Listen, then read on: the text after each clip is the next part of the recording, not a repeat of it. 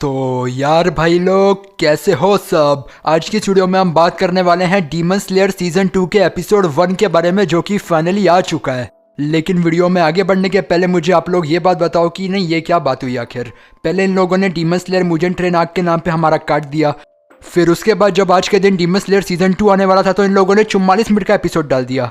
Like we were preparing for a 24 minutes long episode, और ये ऐसा झटका लगाया ना हमको कि now I am not even sure कि मैं टाइम पे से कंप्लीट कर पाऊंगा या नहीं, और अगर करता हूं तो मुझे रात भर जागना पड़ेगा। लेकिन चलो ठीक है, बनाना है तो बनाना है। लेकिन फिलहाल के लिए अगर आप लोगों ने डीमन स्लेयर मुजेंट ट्रेन आर्क या फिर सीजन 1 को अभी तक नहीं देखा है तो आप पहले जाके हमारे चैनल के उन वीडियोस को जरूर देखना, नहीं तो आपको ये वीडियो समझ में नहीं आएगा। और तो और अगर आप लोगों ने अभी तक हमारे चैनल को सब्सक्राइब नहीं किया है तो चैनल को सब्सक्राइब करके वो पास वाले बेल आइकन को भी ऑल पे जरूर कर देना, क्योंकि अगर हम फ्यूचर में जो भी वीडियो डालेंगे उसकी नोटिफिकेशन आपको टाइम पे मिल जाएगी। तो भाई बहुत हो गई बातें, अब चलते हैं अपने मेन वीडियो की तरफ।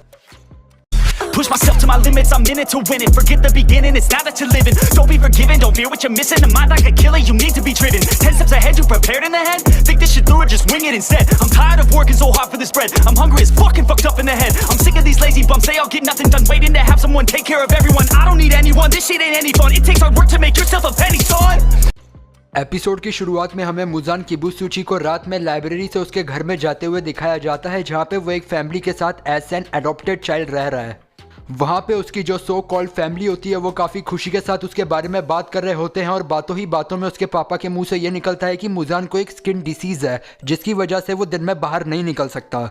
लेकिन हम सब तो जानते हैं कि वो दिन में बाहर क्यों नहीं निकलता। वैसे तो असल में ये जो एपिसोड है ये इस पॉइंट से काफ़ी पहले ही स्टार्ट हो जाता है, लेकिन मैं जानबूझ के इस पॉइंट से इसलिए स्टार्ट कर रहा हूँ क्योंकि मैं जानता हूँ कि जो पहले का मसला था वो इतना खास नहीं था। असल में अगर हम मुजेंट ट्रेन आर्क और मुजेंट ट्रेन मूवी को इसके साथ इंक्लूड करें तो ये तीसरी बार हो जाता है कि हमें वो सारी चीज़ें बताई गई थी, तो मैंने सोचा कि उसे स्किप ही कर देना ज़्यादा बेटर होगा। ओके, तो असल में वहाँ पे जो मुजान किबुत्सुची होता है वो हब से रिलेटेड एक बुक को वहाँ पे पढ़ रहा होता है, लेकिन उसी वक्त वहाँ पे अकाजा आ जाता है अपने मिशन की रिपोर्ट देने।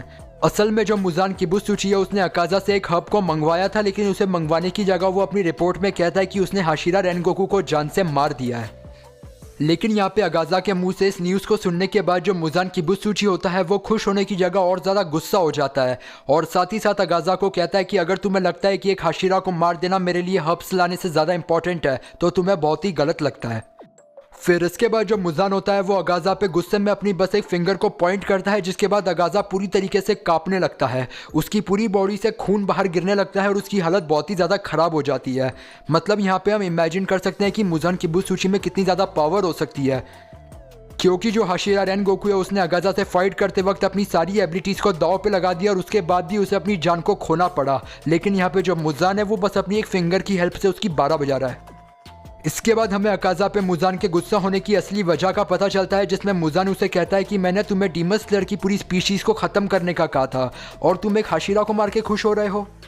अगर ऐसी ही बात है तो वहाँ पे उस हाशिरा को छोड़ के 3 और डीमन स्लेयर थे, इंक्लूडिंग तांजीरो, इनोसुके और जेनित्सु। तुमने उन्हें क्यों नहीं मारा?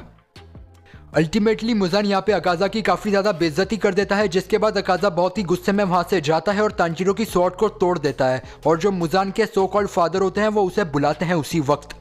ये सब हो जाने के बाद हमें हमारे डीमन स्लेयर्स को दिखाया जाता है, जहाँ पे जो जेनित्सु होता है वो एज यूजुअल अपनी बकचोदियों में लगा होता है, लेकिन साथ ही साथ वो रेनगोकू और तांजीरो के बारे में भी सोचता है कि कैसे रेनगोकू मर गया, और तांजीरो इसी वजह से काफ़ी ज़्यादा सैड है, और इसी वजह से वो तांजीरो के लिए खाना लेके जाता है, लेकिन उसे तांजीरो मिलता ही नहीं। यहाँ पे असल में हमारा जो तांजीरो है वो रेनगोकू के क्रो को फॉलो करते हुए उसके घर पे पहुँच जाता है, जहाँ पे उसे रेनगोकू का छोटा भाई सेंजुरो दिखता है जो कि घर की सफाई कर रहा होता है। यहाँ पे असल में जो तांजीरो है वो रेनगोकू की डेथ के मैसेज के बारे में बात करने आया था, लेकिन उसी वक्त वहाँ पे रेनगोकू के फादर आ जाते हैं और तांजीरो को कहते हैं कि जो रेनगोकू था वो एकदम एक वर्थलेस स्वॉर्डमैन था। जब रेनगोकू के फादर को पता चला कि उसकी डेथ हो गई है तो वो बिल्कुल भी सरप्राइज नहीं हुए, क्योंकि उन्हें पता था कि रेनगोकू जल्दी मर जाएगा क्योंकि वो काबिल ही नहीं है, और साथ ही साथ उन्हें यह भी पता है कि तांजीरो अभी जो मैसेज लेके आया है वो भी रेनगोकू की तरह वर्थलेस होगा। यहाँ पे जो रेनगोकू का छोटा भाई होता है वो अपने भाई की डेथ की खबर सुन के काफ़ी ज़्यादा रोने जैसा हो जाता है, लेकिन उसके फादर यहाँ पे उसे रोने से मना करते हैं और वो कहते हैं कि उसे रेनगोकू के लिए रोना नहीं चाहिए।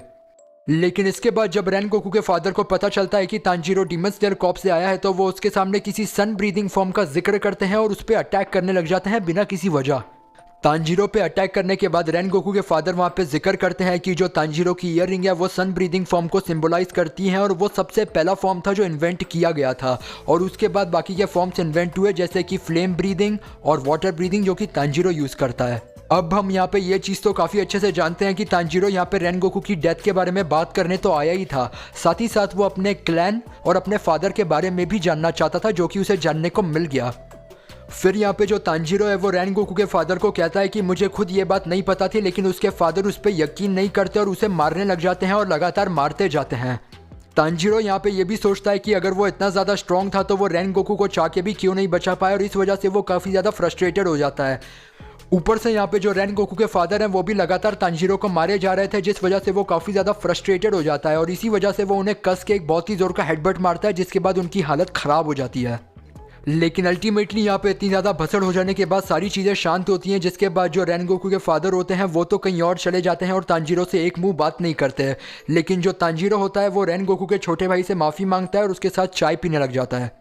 देन जब तांजीरो और सेंजुरो बातचीत में लग जाते हैं तो वहाँ पे सेंजुरो रेनगोकू की एक बुक उसे देता है जिसमें कुछ पढ़ने लायक नहीं होता। शायद रेनगोकू के फादर ने उसके पेजेस फाड़ दिए होंगे, लेकिन यहाँ पे तांजीरो ये ज़रूर मेंशन करता है कि वो और ज़्यादा स्ट्रांग होना चाहता है। मोटे मोटे तौर पे हम कह सकते हैं कि उन दोनों के बीच काफ़ी सारी बातें होती हैं, लेकिन जाते जाते जो तांजीरो है वो सेंजुरो को रेनगोकू की स्वॉर्ड का कवर दे देता है एज हिज मेमोरी। फिर जब तांजीरो वहाँ से चला जाता है तो जो सेंजुरो होता है वो अपने फादर के पास जाता है, लेकिन उसके जो फादर होते हैं वो उसे वहाँ से भगा देते हैं। असल में हमें यहाँ पे पता चलता है कि उसके जो फादर है वो ड्रिंक कर रहे हैं रेनगोकू की याद में, और फिर हमें दिखाई देता है कि वो रोते भी हैं। और जो तांजीरो है वो जब रेनगोकू के घर से जाने के बाद अपनी डेस्टिनेशन पे पहुंचता है तो उसकी वहाँ पे मुलाकात होतारू से होती है, जिसने उसकी पहली वाली स्वॉर्ड बनाई थी। और होतारू यहाँ पे काफ़ी ज़्यादा गुस्सा होता है कि तांजीरो ने उसकी स्वॉर्ड को कैसे खो दिया, और इसी वजह से वो तांजीरो के माथे आ जाता है। असल में यहाँ पे हमें काफ़ी ज़्यादा पेचीदा सीन्स दिखाए जाते हैं जो कि काफ़ी ज़्यादा नॉट सो इम्पॉर्टेंट थे, लेकिन फिर हमें पता चलता है कि जो तांजीरो है वो अभी से 4 महीने तक ट्रेनिंग करेगा और वो ऐसा करता भी है। और ऐसा होने के बाद हमें एक टाइम स्किप दिखाया जाता है, जिसके बाद जो रेनगोकू का क्रो होता है वो तांजीरो को आके एक डीमन की इन्फॉर्मेशन देता है, जिसके बाद तांजीरो उस डीमन से फाइट करने के लिए निकल जाता है।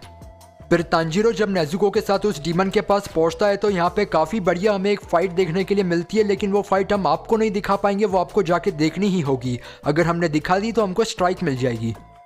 लेकिन अगर हम डीमन और तांजीरो की फाइट के कंक्लूजन की बात करें तो यहाँ पे तांजीरो सिर्फ एक ही अटैक करने के बाद उस डीमन को जान से मार देता है, वो भी काफ़ी ज़्यादा आसानी से।